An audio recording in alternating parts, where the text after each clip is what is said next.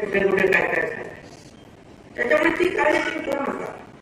तुम्ही तुमचा निषेध दाखवता, त्याच्यामध्ये थोडासा संयम पण ठेवायला पाहिजे.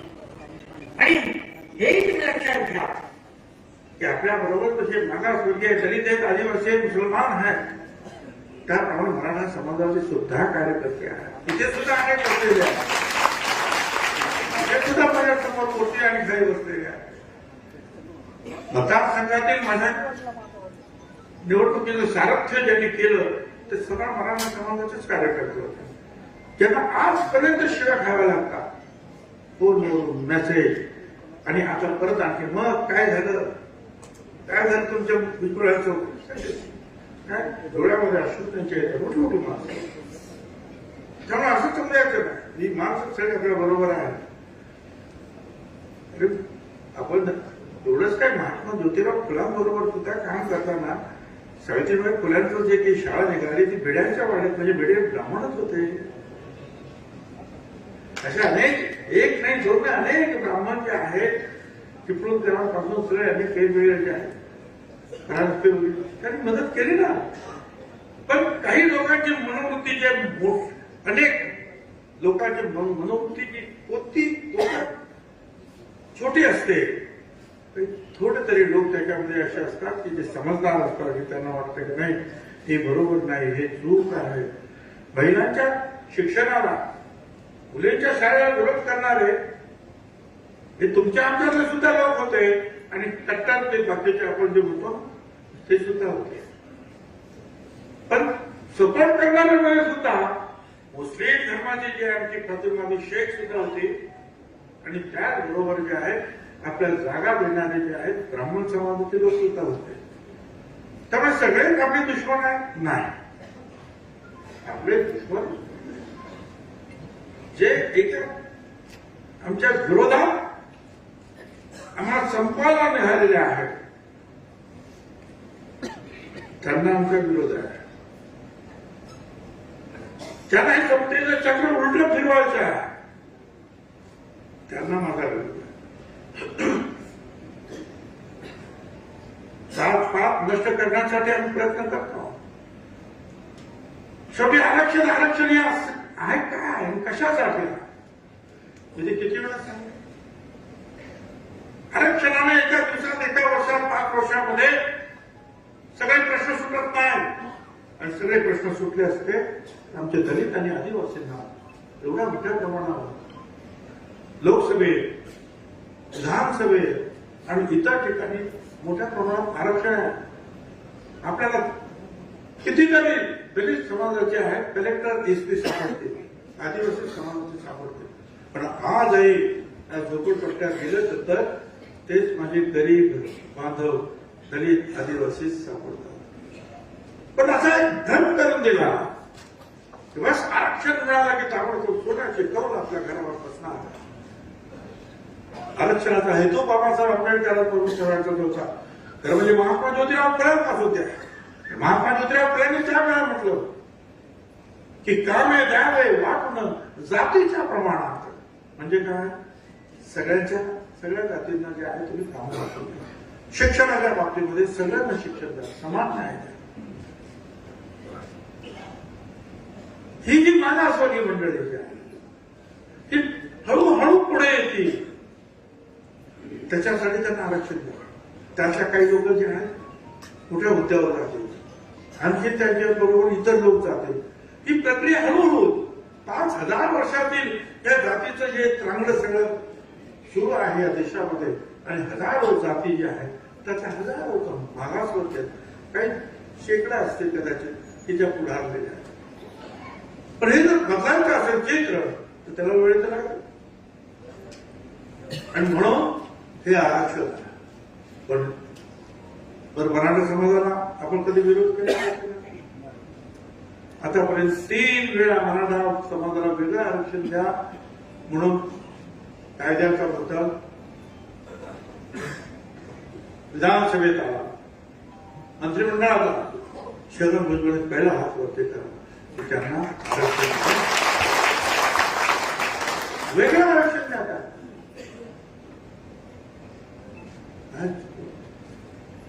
मला आता मराठा समाजाचे अनेक हे आहेत, मी मागे सुद्धा सांगितले, बाळासाहेब सरांनी जे कोण मित्र ते कोंढरे म्हणून अनेकांनी जे आहे त्यांना सांगितलं की हा प्रश्न सोडवायला पाहिजे, सोडवायला पाहिजे, पण एकमेकावर पोरगोडी करू नको, एकमेकाच्या हक्कावर आक्रमण करू नको.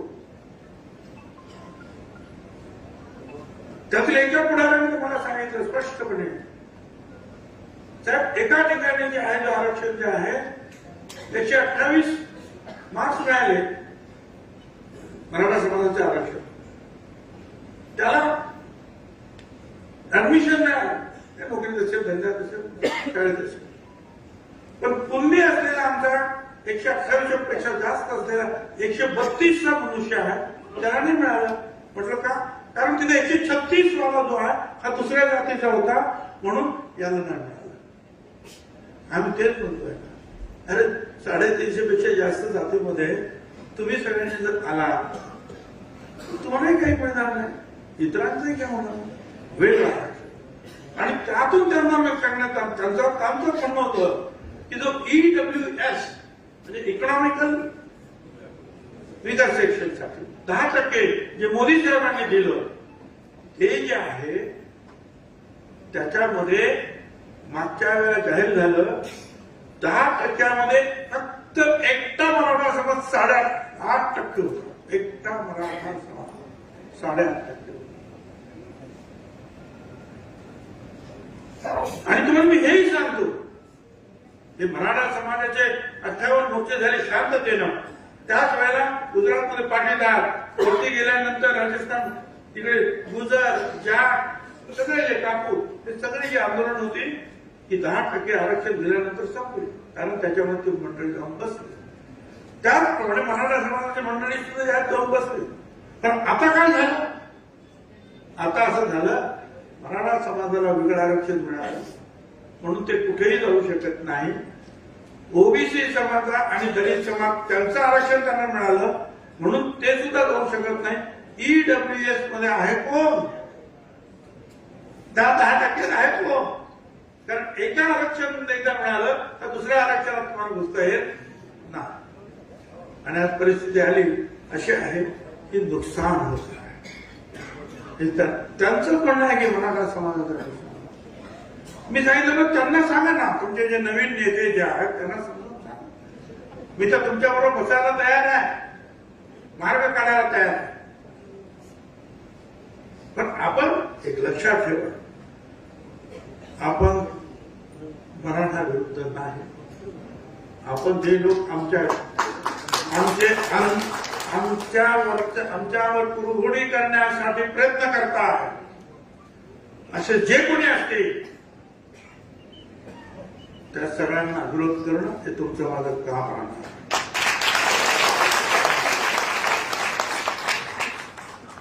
त्यांना ठणकावून सांगावं लागेल, पुन्हा एकदा बीड होता कामा नये. आमदारांची घरं जाळा, हॉटेल जाळा, शिक्षण संस्था जाळा, म्हणजे पाप होता कामा नये, सहन करता कामा. आणि त्यावेळेला ते झालं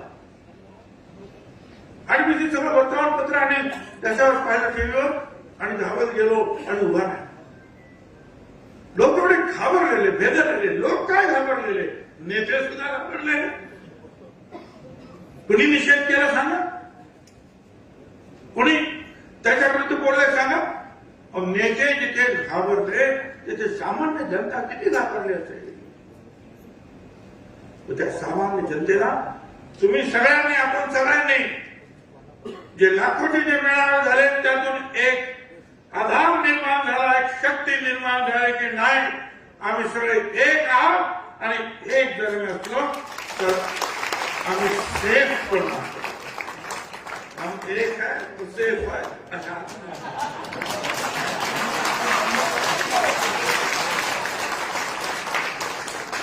असा सेफ आहे आपण. सगळे हिंदू मुसलमान आम्ही सगळे सेफ आहोत. ओबीसीची मंडळी, मागासवर्गीय मंडळी एक असतो तो. होय, मुस्लिम समाजामध्ये सुद्धा काही लोकांना माहीत नसेल. मी त्याच्यामध्ये पुढाकार घेऊन ते आमचे जे आहेत ना शिबिर अन्सारी साहेबांना माहिती आहे. दिलीप कुमारजी आले होते मंत्रालयात, त्यांनी सांगितलं भुजबल जी तुम माली समाज के हैं? मैं बोला हाँ। तो तुमको आरक्षण है? मैं बोला हाँ। तो मैं बागवान हूँ, मतलब माली हूँ, तो मेरे को क्यों नहीं है? मैं बोला बराबर है, तुम माली है तो तुम क्यों मिलता है? तो मैं भगवान हूँ, बराबर ना?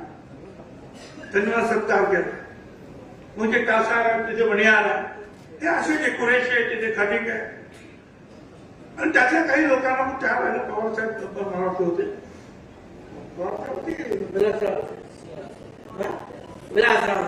काय म्हटलं ठीक आहे ते पण गरीबच त्यांना आम्ही कुणाला विरोध केला ना. ज्या वेळेला आरक्षण सुरू झालं त्यावेळेला फक्त 250 जाते होते, आता 450 जाते. पण हे आम्ही लढलो.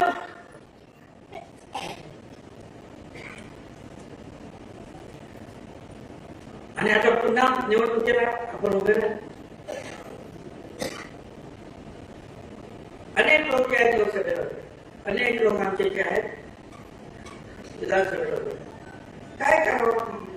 एकेका ठिकाणी 2-2 लोक आपले उभे आहेत. कोणी काय विचार? अरे असं नाही ताबडतोब होत. ताबडतोब जे आहे ही सगळी मंडळी जी आहे, तुम्हाला जर निवडून यायचं असेल तर त्या मतदारसंघामध्ये तुमचं मजबूत काम पाहिजे आणि त्याचबरोबर सर्व समाजाचा सपोर्ट पाहिजे. आणि त्याचबरोबर जर एखाद्या मोठ्या पक्षाचा सपोर्ट असेल तर ते अधिक चांगलं असतं. तर ही माणसं जे निवडून मग निवडून येतात, तर हे सगळं आपल्याला हळूहळू शिकावं आहे. राजकारणात अजूनही मला असं वाटतं की आपली माणसं थोडीशी कच्ची दिसतात आणि जे निवडून येतात ते अजिबात एक शब्द बोलत नाही आपल्याला. त्यांना माहिती आपण जर बोललो तर आपल्याला लोक निवडून देणार नाही. त्यांचं काही चुकतं असं मी समजणार नाही. कारण माझ्या सुद्धा मतदारसंघामध्ये ज्या वेळेला महाशय आले तिथे सगळ्यांचे लावलेले जे इंजेक्शन आणि मी आजारी आहे, आता माझं काय होणार मला माहित नाही, पण माझ्या लेकरा बाळांचं पुढे काय होणार आहे हा हा मनुष्य याला पाळा म्हणजे मला पाळा. खूप त्याला परिणाम सुद्धा झाला. परिणाम असा झाला की जवळ 60-70 हजार लोक माझी कमी झाली. त्याच्या सगळ्या लोकांनी हिंदू मुसलमान मराठा समाजाचे सुद्धा आमचे लढाई 5% का 10% काय असतील होतं ते आम्हाला पडलेच. परंतु संपूर्ण आदिवासी समाज, संपूर्ण दलित समाज, संपूर्ण मुसलमान समाज, संपूर्ण गुजराती मारवाडी समाज, संपूर्ण ओबीसी समाज एक गोष्टीनं उभा राहिला आणि सर्व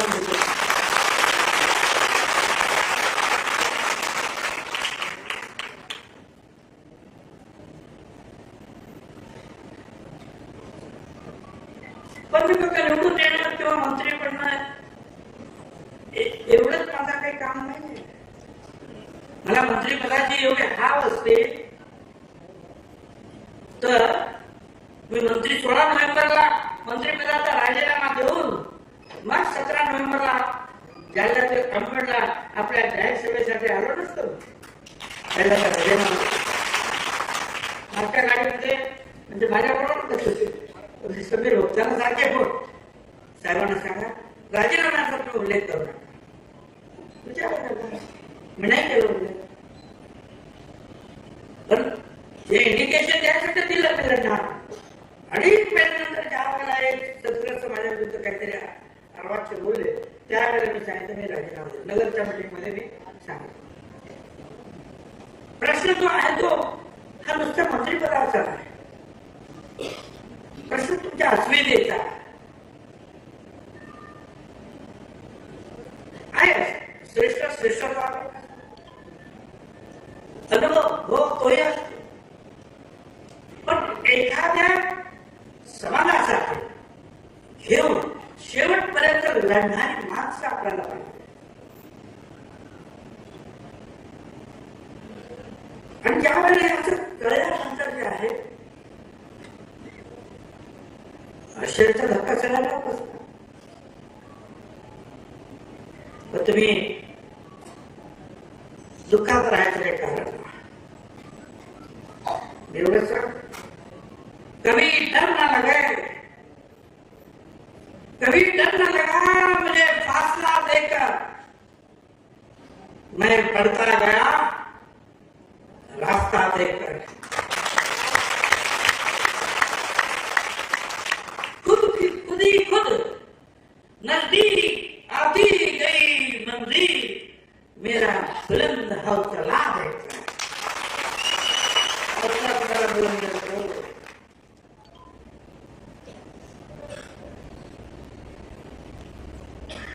अनेक गोष्टी आहेत ना, निवडणुका संपल्यात का? निवडणूक आहेत ना आता पुढं. महानगरपालिका, नगरपालिका, जिल्हा परिषद आहे, पंचायत समिती आहे. लाडक्या बहिणीच्या बरोबरीनं या ओबीसी समाजाला जे आहे ते प्रचंड बहुमत महायुतीला निवडून दिलेलं आहे. विचारलं तिकडे आमदारांना. काही लोकांना भ्रम आहे की आमचे फक्त लाडक्या बहिणी, लाडक्या बहिणी फक्त लाडक्या बहिणी नाही ना, याही गोष्टी आहेत ना तिथे. महत्वाचं हे आहे. उलट काही लोकांचं म्हणणं की हे एक नंबरला आहे आणि मग लाडक्या बहिणीची शक्ती आहे. पण ज्या शक्ती त्याचा मी माझे इतर काय आहेत आमचे ओबीसी आमदार आहेत, ते मंत्री झाले, त्यांच्याबद्दल मी स्वतः काही कमेंट करणार, इतरांनी ती कमेंट केलेली आहे. परंतु होकर मनुष्य पाहिजे आम्हाला, होकर लीडर्स पाहिजे, होकर मंत्री पाहिजे, जे आमच्या साठी लढतील, आमच्यासाठी बोलतील. आणि एक लक्षात येईल, ही लढाई जी आहे आता परत आवाज यायला सुरुवात झालेली आहे. पण ही लढाई आमदार म्हणून कसं हाऊस मध्ये लढणार, त्याचप्रमाणे तिथे कितीही बंधन असले तरी रास्ता तो मेरा है.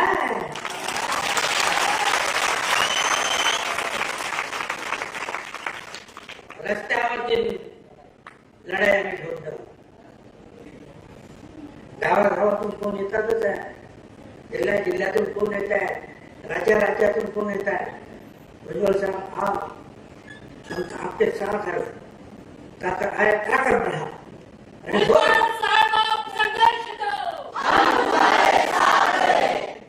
होय खरा हे संपूर्ण राज्यात चालणार आहे. आणि एवढंच नाही तर अनेक राज्यातून जाणार आहे. पुन्हा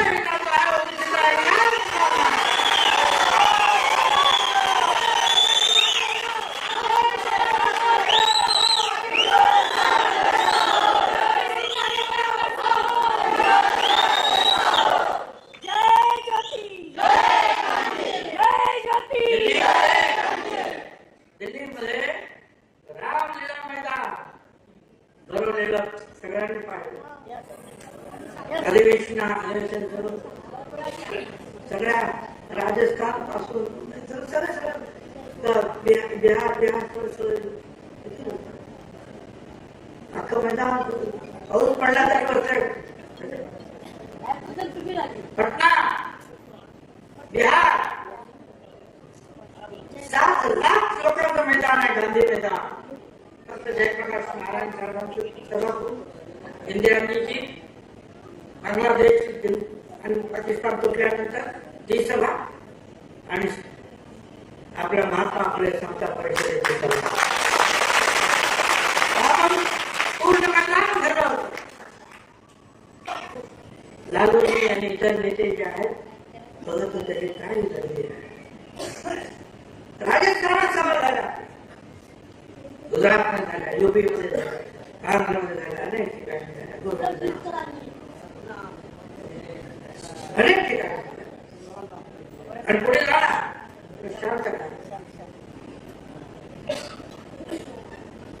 जावं लागेल, ताकद एकत्र करावं लागेल. जोपर्यंत आपण एकत्रित उभे राहणार नाही, ताकद दाखवणार नाही, तोपर्यंत आपलं जे काही लोकांचे आपल्याबद्दल काही वेगळंच मत झालेलं आहे असं वाटायला काय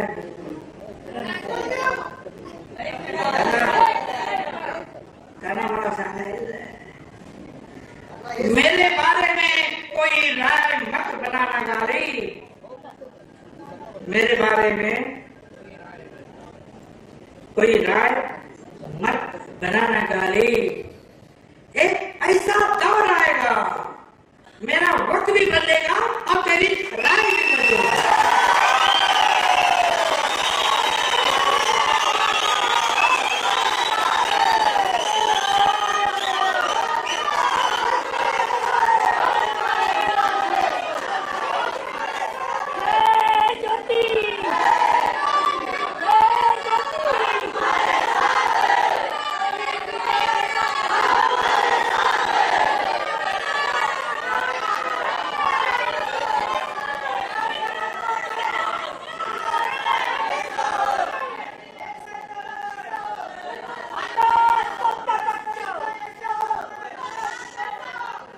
थोडस आहे ती घटना थोडक्यात सगळ्यांनी ती घटना सगळ्यांना माहिती काय काय झालं ते सगळ्यांना माहिती आहे. मग पुन्हा एकदा थोडक्यात सांगतो की त्याचे काही वक्त्यांनी ते बोलून सुद्धा दाखवलं. मोदी साहेबांनी अमित शहा साहेबांनी ज्या वेळेला प्रत्येक मतदारसंघ कुणाला द्यायचा आहे चर्चा झाली त्यावेळेला नाशिक आल्याबरोबर त्यांनी सांगितलं इथं भुजबळ उभे राहतात. शिंदे साहेबांनी सांगितलं, शिंदे होते तिथे, फडणवीस होते, अजित पवार वगैरे सगळे होते. तर त्यांनी सांगितलं की आमचा ते सिटिंग कॅन्डिडेट आहे. शिंदे साहेब म्हणाले, त्यांनी सांगितलं नाही त्यांना माझ्याकडे पाठवून द्या, मी त्यांना समजवतो. त्याच्याकडे सगळे लोक बसले. थोडीच्या दिवशी मी आणि समेत नाशिकला यायला निघालो. अर्ध्या पट्ट्यातून प्रफुल्लभाई पटेल, तटकरे आणि अजितदादा त्यांचा निरोप ताबडतोब अजितदादाच्या घरी आम्ही ते गेलो. आम्ही गेलो, म्हटलं काय झालं पक्षाने तुम्ही असं असं झालं रात्री 3 वाजेपर्यंत मीटिंग होते काय आम्ही राहून उशिरा आणि आता तोपर्यंत 1 वाजता होता तर हा असा असा गेलो काय बोलू काय मी तर तिकीट मागितलं नाही तर उन्हात पुढेच होतं आता पाहायला पण नाही पण तुम्हाला तो करा म्हटलं सगळे कोण उभं नाही तुम्हाला तो त्यांनी सांगितलं आम्ही काय करणार. मग म्हटलं 24 तास द्या, उद्या येतो. दुसऱ्या दिवशी गेलो म्हटलं बाबा मला नको तुम्ही तेवढे अजिबात की काही चालणार नाही, तुम्हाला उभं राहावं लागेल आणि तुम्हाला उभं राहायचं नसेल तर तुम्ही दिल्लीला जाऊन सांगा. बरोबर राहतो आलो नाशिकमध्ये. सगळ्याच समाजाशी, सगळ्याच धर्माशी, सगळ्याच घटकांचे चांगले संबंध आपले. प्रचंड कामाचा हे जे काय उभं केलेलं आहे त्या नाशिकमध्ये रस्ते असेल, फ्लायओव्हर असेल, एअरपोर्ट असेल, रिव्हर ठाणे असेल किंवा क्लब असेल, काही काही असेल ते सगळ्या आता पुन्हा एकदा नाशिकमध्ये जे आहे डेव्हलपमेंट आहे त्यात उभे राहा. निश्चितपणे तुम्हाला मोठं पद तिकडे सुद्धा मिळेल लागतील आणि जास्तीत जास्त आपल्याला योजना मिळतील.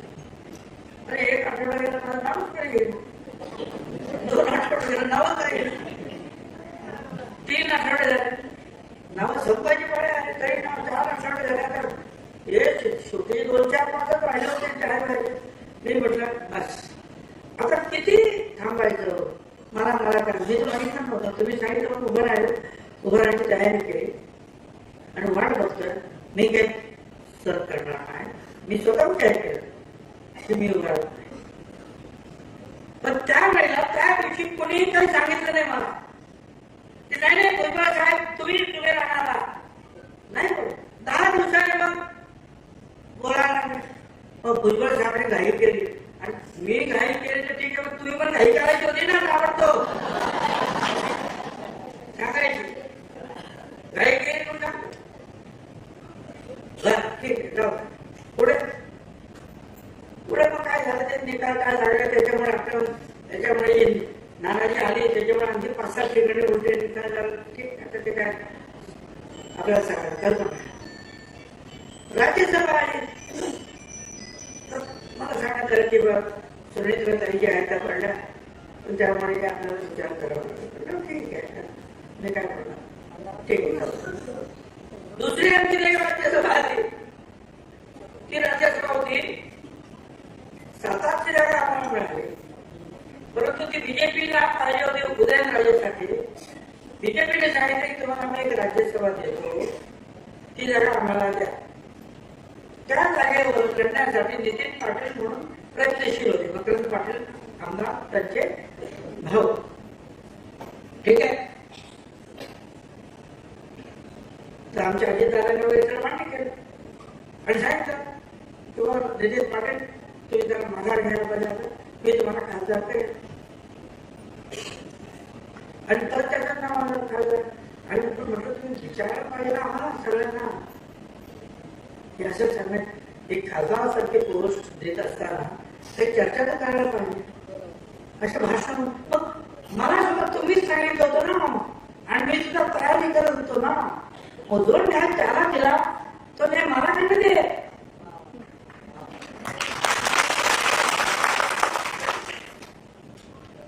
काय गरबी मुलगी दाल बरोबर नाही. तुमच्या गरज जी आहे ती राज्यामध्ये जास्त आहे. तुम्हाला लढावं लागेल. कारण अडचणीत आलं त्या दिवशी त्यावेळेला लोकसभेचे निकाल जरा उलटे सुलटे झाले. आपल्या पक्षाला पुढे न्यायचं असेल तर तुमचा चेहरा पाहिजे आम्हाला देऊन होतो. ठीक आहे राहिलो काय झालं तर तुम्हाला मी सांगेल. सगळ्यांच्या मिटिंग माझ्या विरोधात तिथे झाल्या. रात्र 10 वाजता दारावर जाण्यासाठी ते पुढारी आले. आंतरवेळी सराटीचे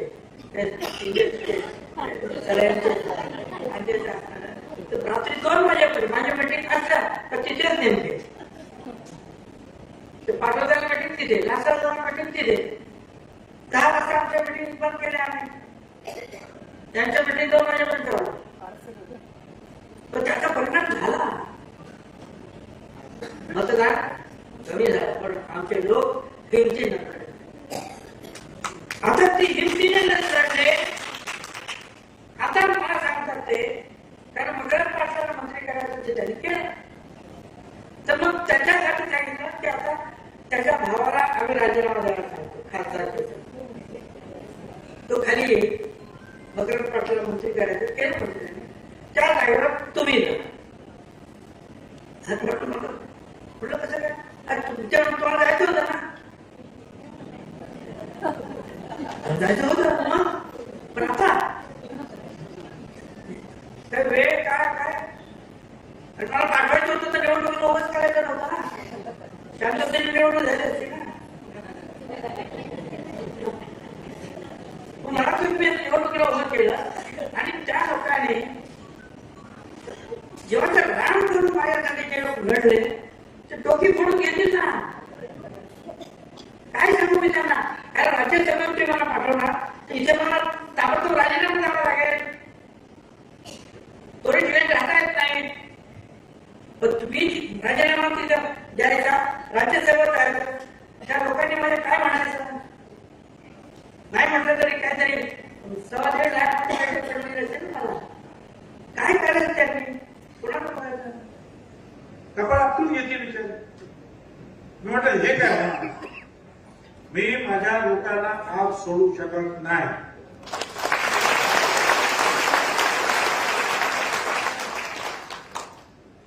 प्रफुल्ल बैठकर सांगितलं त्यांनी मध्यस्थी केली. त्यांनी निवड मांडला. समीर बाबूकडे माझी चर्चा झाली. मी आम्ही तेच सांगितलं. म्हटलं ठीक आहे ते म्हणाले बरोबर आहे तुमचं म्हणून. अजितदादांशी बोलू. अजितदादांना समजावून सांगितलं. अजितदादा म्हणले ठीक आहे बसवून चर्चा करू.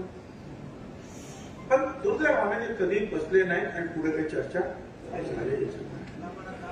एक मला कळलं त्याच्या 8 दिवस सांगितलं. प्रफुल्ल पटेल यांनी सुद्धा प्रयत्नाची पराकाष्ठा केली. तुम्ही असं करू नका. तस्करींनी पण केलं. तुम्ही असं करू नका. भुजबळ साहेबांना घ्या. आणि एवढंच नाही तर राज्याचे मुख्यमंत्री देवेंद्र फडणवीस यांनी शेवटच्या क्षणापर्यंत आग्रह धरला की भुजबळ साहेबांना सतत 4 दिवसाच्या मागे होते. शेवटच्या क्षणापर्यंत त्याचं करू नका. हे चुकीचं होतं.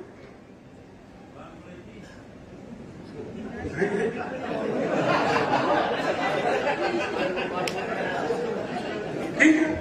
आता हे जे झालं ते झालं.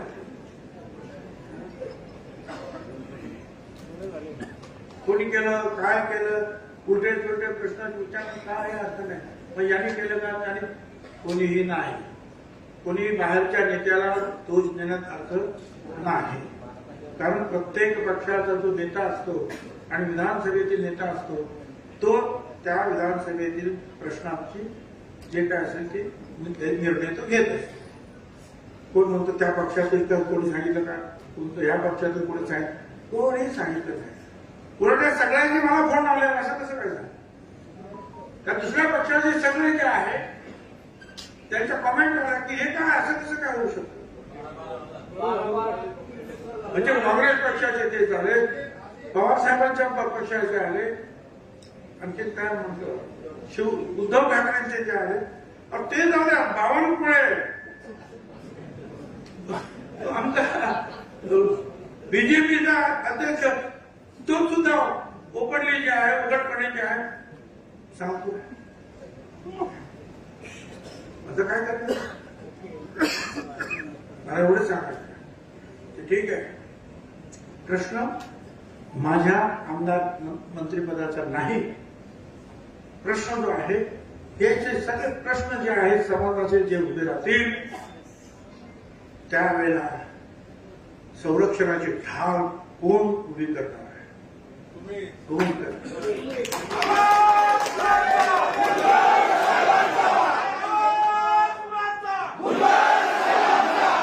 मंत्रिपद जे आहे,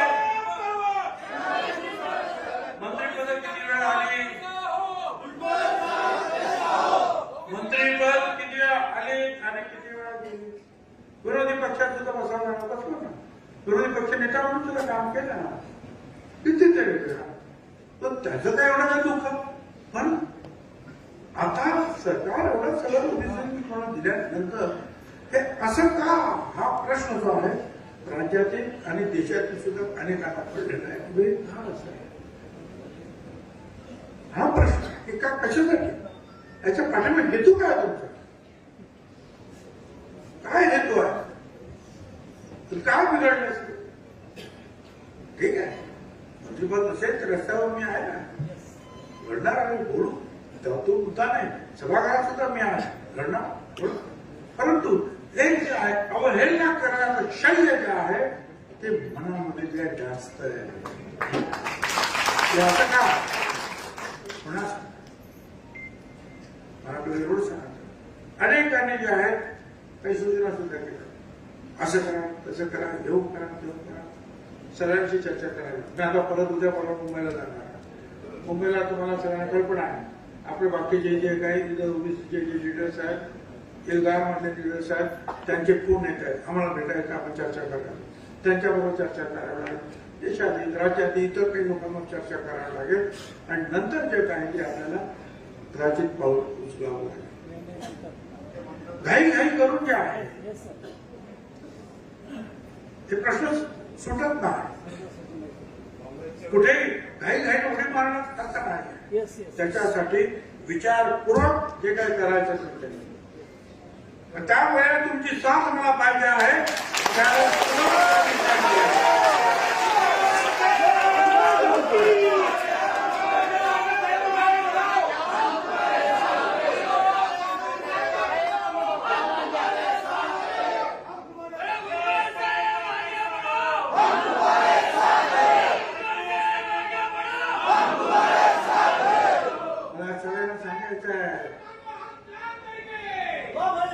मैं आप सगळ्यांना सांगू इच्छितो, मैं मौसम नहीं हूं जो पल में बदल जाऊं.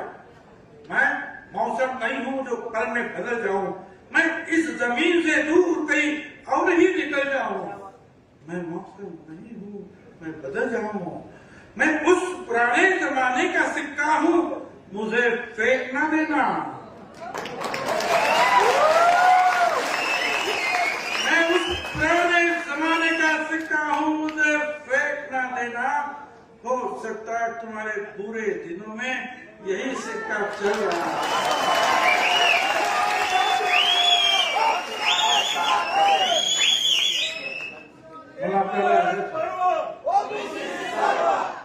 आपलं हे काय आहे, निदर्शनं सुरू आहे. निदर्शनं कशासाठी करायची, लोकांमध्ये जागृती निर्माण करण्यासाठी, मुख्यतः शक्ती एक वाटण्यासाठी. ज्या ठिकाणावर जी राग पसरलेली आहे त्याच्यावर खूंकार मारून परत एखाद्या दिखावे प्रकलित करण्यासाठी पेटवण्यासाठी ती निदर्शक आहे.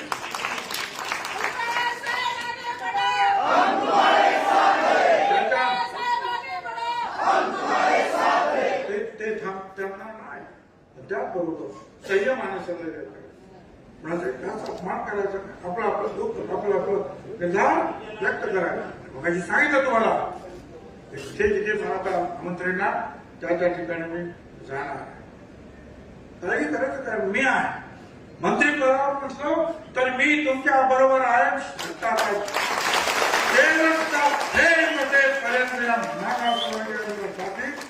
लढता लढता जो आहे शेवटचा श्वास घेणारा हा छगन